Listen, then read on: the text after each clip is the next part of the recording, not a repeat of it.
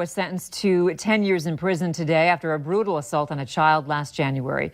23-year-old Jonathan James Hill confessed earlier this year to assaulting an 18-month-old child with his fists and shoving the child into walls, causing life-threatening injuries to the child. Valley News Team's crime and safety reporter Bailey Hurley was the only reporter in the courtroom this morning, and she joins us live in the studio now with more on our story. Bailey? Andrea, it was an emotional day in the courtroom this morning. J.J. Hill first addressing the court, telling the victim's family he was sorry and baby Isaac, quote, didn't deserve it at all. Hill also said the abuse was heavily influenced by his substance and alcohol use at the time. Now, baby Isaac suffered severe injuries to his skull, brain, and had hemorrhaging in both eyes. He underwent multiple surgeries and was hospitalized for over 4 months.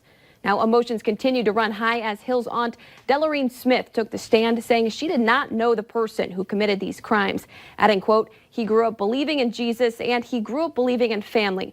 That was the real JJ before the drugs. Now, the victim's grandfather then took the stand saying he was disappointed in Hill's apology, saying he felt like Hill wasn't fully taking responsibility for his actions by blaming the brutal incident on his drug use, telling the court he felt there was a monster inside Hill. Now, Judge Peter Welty called Isaac's survival divine intervention and sentenced Hill to 10 years plus 5 years of supervised release. Hill also can't have any contact with a child under the age of 18 once he is released. Now 2 years old, Isaac's family says he will have lifelong impacts because of those injuries, but says for the most part, Isaac is able to walk and talk. Andrea. All right, Bailey, thank you. Hill will also have to pay restitution to the child's family.